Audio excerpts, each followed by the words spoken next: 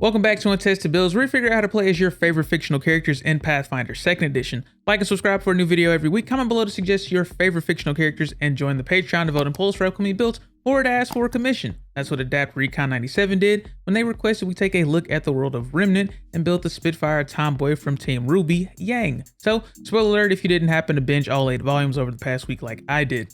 For goals for this build, Yang is the most up and close member of Team RWBY, preferring to fight mostly with her fists, which is really saying something considering every character in this show wields an over-the-top melee weapon that also doubles as a gun. Yang isn't really an exception to this trend. Her fists are tucked away inside of custom-made shot gauntlets that can fire off at range, making delayed explosions and even giving her punches a bit more firepower. Somehow. Second, every person on Remnant, that's the name of the planet by the way, has a unique power called a semblance. These run the gamut from borderline useless or inherently detrimental to actually kind of awesome. Yang's falls somewhere in the middle. She's basically Kevin Bacon from X-Men First Class. She can absorb physical damage to make herself stronger by a proportional amount. Well, maybe absorb is the wrong word. She can still be injured. She can just hit a bit harder if she's reckless in a fight. Lastly, we're a huntress, which means we actually spend very little time hunting much of anything, but man do we look cool in a fight.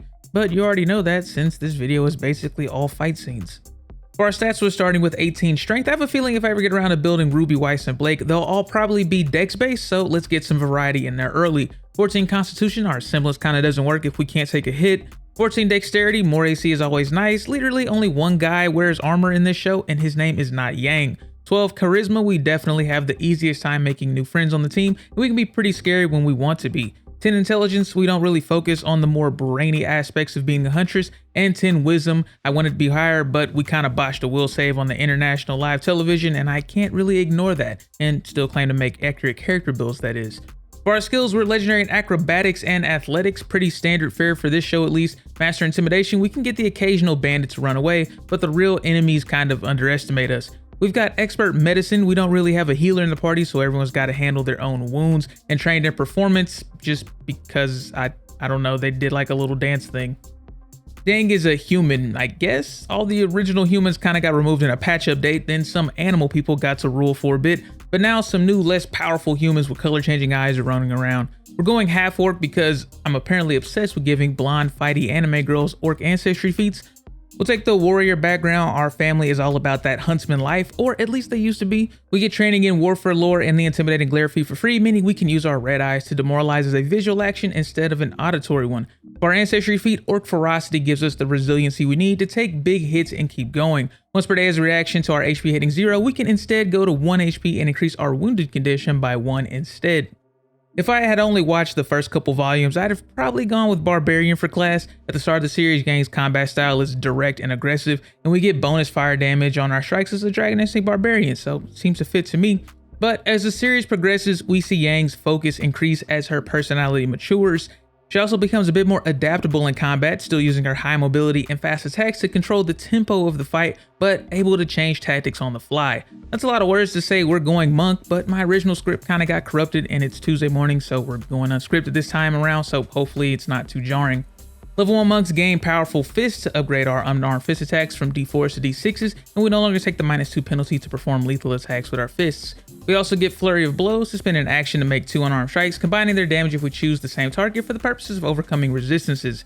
For our class feat, we get the melee option on our shot gauntlets with Reign of Ember stance to change our unarmed attacks to 1d4 fire damage, and we also gain a +1 status bonus to our AC and fire resistance equal to half our level while we're in this stance. At level 2, we'll pick up Battle Medicine to make a check similar to Treat Wounds to heal an amount of HP in a single action, even during combat. Unlike normal Treat Wounds, this doesn't remove the wounded condition. Normally that's kind of irrelevant, but it's actually going to be useful for us. For our class feat, Crush and Grab lets us deal damage equal to our strength modifier whenever we successfully grapple an opponent. Level 3 monks gain incredible movement for a +10 foot status bonus to speed when we're not wearing armor, increasing by 5 feet for every 4th level we gain past the 3rd. And Mystic Strikes to make our unarmed attacks magical for the purposes of overcoming resistances. We'll take Ancestral Paragon for natural ambition. To take the Key Rush focus spell, we can spend our focus point to make 2 steps or 2 strides, or a step and a stride in a single action. Not quite a bullet jump, more of a bullet change direction, but we'll grab something for jumping further down the line. We'll grab our 4th class feat in a row and another key spell. Our aura can do more than just protect us from damage, it can heal us too. The Wholeness of Body key spell allows us to recover 8 hit points or attempt to counteract a poison or disease by spending a key point. Jose the Titan Wrestler feat to grapple, disarm, shove, and trip creatures up to 2 sizes larger than us or 3 sizes larger once we're legendary in athletics. Level 5 monks gain expert strikes to increase our proficiency in unarmed strikes to expert and alertness for expert perception proficiency. For our ancestry feat, we'll gain iron fists because, well, we have metal fists, duh. But also so our unarmed strikes lose the non-lethal trait and gain the shove trait instead. We'll pick up assurance in athletics so we can forego the die roll and ignore the multi-attack penalty on any athletics checks we attempt and get a +10 proficiency bonus instead.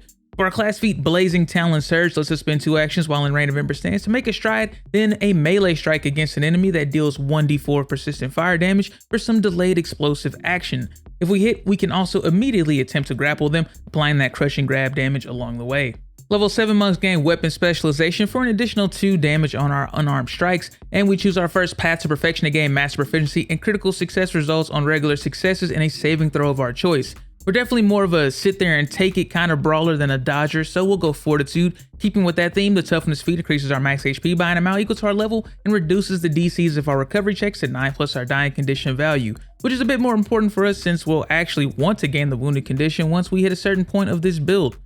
Rapid Mantle is one of those feats that gets better the better your battle maps get. We can use our athletics mod to grab an edge, and if we succeed, we can immediately pull ourselves onto that ledge. If we can't quite reach, since our vertical leap isn't the greatest just yet, no worries. The wall run feat lets us get a running start, letting us stride on a vertical surface so long as we started our movement on a horizontal surface, then we can grab that edge. Level 9 monks gain monk expertise for expert monk DC and metal strikes to treat our unarmed strikes as cold iron or silver for the purposes of taking advantage of resistances. The Death's Drum Orc feat gives us a +2 circumstance bonus on our fortitude saves so long as we're either taking persistent damage or have a wounded condition value of 1 or greater. We'll pick up quick jump so we can make a longer high jump in a single action instead of needing the stride beforehand. I talked about being able to adapt fighting styles on the fly, so we'll go back and grab Iron Blood stance so we can do just that. While in this stance, we make unarmed attacks that deal 1d8 bludgeoning damage and also have the parry and sweep traits. In addition, we also turn up our aura a bit, gaining a resistance equal to 2 to all damage types, increasing that resistance to 3 at level 12, 4 at level 16, and finally resistance 5 to all damage at level 20. Level 11 monks gain their second path to perfection, and we're not the fastest member on the team by any stretch, but we can keep up when we need to, so we'll choose reflex for master proficiency saves and critical success results on regular successes. For our general feat, now that we actually care about gaining the wounded condition, Die Hard makes it so we die at dying 5 rather than dying 4. Wouldn't want to get completely taken out by a random crit just because we already got a couple wounds. We finally get RWBY levels of mobility with the wall jump feat, so we can use our momentum to perform an additional longer high jump if we land our first jump on or near a wall. This interacts kind of poorly with wall runs since we have to be on a horizontal surface when we start our wall run, but we can start on the ground, straight up to a wall, make a jump off of it, then make an additional jump if we land on another wall. For our class feat, Stance Savant lets us enter a stance as a free action whenever we roll initiative, since that's the monk's greatest weakness according to Gust. Level 13 monks gain Master Strikes and Graceful Mastery to increase our unarmed strikes and unarmored defense to master proficiency. The Lifeblood's Call Orc feat is the final piece of our semblance. We gain a circumstance bonus to damage on all of our melee strikes equal to twice the sum of our wounded and doomed conditions, up to a maximum of 8 plus flat damage on every attack we make, meaning if we manage our wounds properly, we can basically have Barbarian's Rage all of the time with none of the drawbacks, except for the whole being closer to death thing that is. But we've got extra AC and HP to help with that, so it should be okay. We got a special ability for our Reign of Ember stance, so it's only fair we do it again for Iron Blood stance. Iron Blood Surge lets us use an action to activate the parry trait on our Iron Sweep attacks and increase the resistance to damage we gain equal to our Strength modifier, which will always be better because we're maxing Strength, obviously. For our skill feat, I know we haven't said anything about Intimidation since level 1, but we're taking Intimidating Prowess to gain a +2 circumstance bonus to demoralize or coerce attempts if we could feasibly use our strength to help with the check, like smashing a hole in a nearby wall drywall Kyle style, or just beating the beans out of the bandit leader before asking the next guy if he really wants all this smoke. Level 15 monks gain greater weapon specialization for 6 flat damage on our unarmed strikes. We get our third path to perfection for legendary fortitude saves, regular fail effects on crit fails, and only half damage on failed fortitude saves. We've been neglecting our wisdom for reasons, but our initiative shouldn't suffer completely. Incredible Initiative gives us a +2 circumstance bonus on all of our initiative rolls. The Cloud Jump feat lets us use our normal horizontal jump calculation when performing high jumps, and we can potentially triple our long jump distance by spending extra actions when performing the jump. For our class feat, Master of Many Styles lets us switch between our Iron Blood stance and Reign of Ember stance on the fly as a free action whenever our turn begins. Level 17 monks gain Graceful Legend for legendary and armor defense and Master Monk DC and key spell proficiency. We also gained Adamantine Strikes to treat our unarmed attacks as adamantine. For our Ancestry feat, Incredible Ferocity lets us use our Orc Ferocity reaction once per hour instead of just once per day. We'll take the Catfall feat to completely negate any fall damage. If you've seen the show or if you've been actually watching this video, then you know that basically everyone has this feat. Every single person. For our class feat, Explosive Death Drop is the most aggressive move in our arsenal. If we're in Reign of Ember stance and we have someone grabbed or restrained, we can make an athletics check against their Fortitude DC to slam them on the ground, dealing 66 fire damage and knocking them prone into an unoccupied adjacent square, dealing double damage on a crit and also 1d6 persistent fire damage to the target and any adjacent creature. Level 19 monks gain Perfected Form to treat the first roll we make for a strike on each of our turns as a 10 if we happen to roll less than a 10. For our last general feat, we'll take Canny Acumen, choosing Perception for Master Perception proficiency. A little bit of alone time can work wonders on being able to watch your own back. For our final skill feat, Terrified Retreat forces any lower level enemy we demoralize to flee for 1 round. And for our capstone feat, I kind of ignored that we're supposed to be able to shoot at range with our gauntlets too. Luckily, King of the Mountain gave every class an OP new capstone feat. Vitality Manipulating Stance grants us a ranged unarmed attack with a range of 30 feet that deals our choice of 1d4 negative or positive damage. Not the most damage by any means, but let's be honest here, guns don't seem to do much damage at all to anything on Remnant, so why change that up for this build? But now that we're level 20, let's go over the pros and cons of this build. For starters, our damage die may be small, but we got a lot of small bonuses that can add up. Our typical weapon specialization damage, plus our max strength mod, plus additional damage whenever we grab a creature, and additional damage we gain from having the wounded or doomed conditions. Or we can switch to Iron Blood stance for some ridiculous survivability from 44 AC when we have parry up, and resistance 6 to all damage. And we're a bit more mobile than the average monk, taking that incredible movement speed and applying it to wall runs and cloud jumps in addition to the occasional key rush. For cons, trying to gain the wounded condition and keep it throughout the day is a super risky strategy since we can run the risk of just dying outright if we get knocked to 0 HP and we don't have Orc Ferocity available. Same for the Doom condition since it's basically the same mechanic but reduces your maximum dying condition rather than increasing your dying condition value. But to help with that, we have Wholeness of Body and Battle Medicine so we can restore HP during and between combat without reducing our wounded condition like a normal treat wounds would. Our other con isn't really a con. Vitality Manipulating Stance is cool, but we miss out on 2/3 of the feat since we don't have the Stunning Fist feat. Fuse Stance would have been a better capstone to take to combine Reign of Embers and Iron Blood stance and free up a feat that we could use to retrain Master of Many Styles for like literally anything else.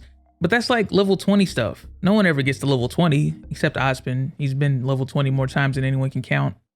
Thanks for tuning in to another build. Subscribe and tap the bell to be notified whenever we post a new video, and join the Patreon to vote in all of the current open polls and to make a direct request like most of the awesome people on the screen right now. And a personal thank you to Adeb Recon 97, and until next time, take care, stay safe, and play more Pathfinder.